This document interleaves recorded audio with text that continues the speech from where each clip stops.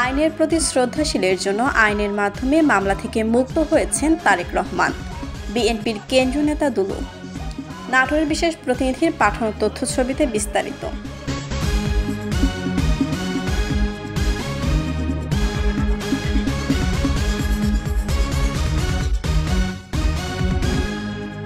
বিএনপির কেন্দ্রীয় নির্বাহী কমিটির সদস্য অ্যাডভোকেট রুহুল কুদ্দুস তালুকদার দুলু বলেছেন, বাংলাদেশের আগামী দিনের প্রধানমন্ত্রী তারেক রহমান, তার বিরুদ্ধে মিথ্যা মামলা দিয়ে জেল দেওয়া হয়েছে।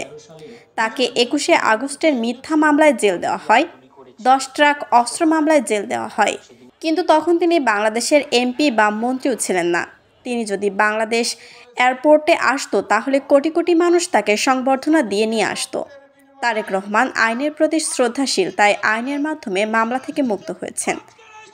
আমরা দেখেছি হত্যা মামলায় সাজাপ্রাপ্ত ফাঁসির আসামিরা আদালতে না গিয়েও তাদের মামলা থেকে মুক্ত করেছেন শেখ হাসিনা। মঙ্গলবার 3 নভেম্বর বিকেলে শহরের কানাইখালী এলাকায় শহর ছাত্রদলের যুগ্ম সম্পাদক সুজনের স্মরণ সভায় এসব কথা বলেন বিএনপির কেন্দ্রীয় নেতা দুলু। গতকালকে যে ঘটনা পার্শ্ববর্তী রাষ্ট্র ঘটিয়েছে, এটা অত্যন্ত দুঃখজনক, ন্যাক্কারজনক।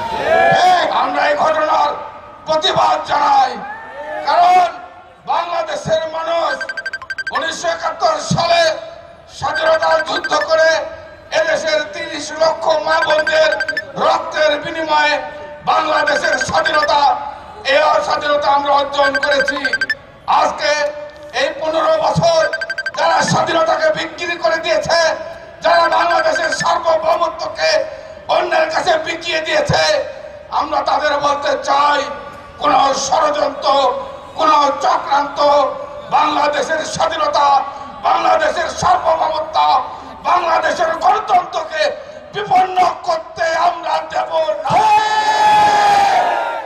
জেলা ছাত্রদলের সভাপতি কামরুল ইসলামের সভাপতিত্বে সভায় অন্যান্যের মধ্যে বক্তব্য রাখেন জেলা বিএনপির আহ্বায়ক শহীদুল ইসলাম বাচ্চু, সদস্য সচিব রহিম নেওয়াজ, যুগ্ম আহ্বায়ক কাজী শাহ আলম, ফরহাদ আলী দেওয়ান শাহিন, জেলা যুবদলের সভাপতি হাই তালুকদার ডালিম সহ দলটির নেতাকর্মীরা। উল্লেখ্য, 2013 সালের 2 ডিসেম্বর বিএনপির নেতা রুহুল কুদ্দুস তালুকদার দুলুর মুক্তির দাবিতে আন্দোলনে বিক্ষোভ মিছিলে নাটোর শহরের কানাইখালী এলাকায় আওয়ামী সন্ত্রাসীদের গুলিবর্ষণে চোখে গুলিবিদ্ধ হয়ে নিহত হয় সুজন। শিলা আক্তার, ডেস্ক রিপোর্ট, চ্যানেল এ নিউজ।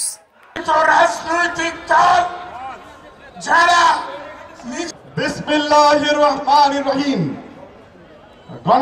আপনাকে এই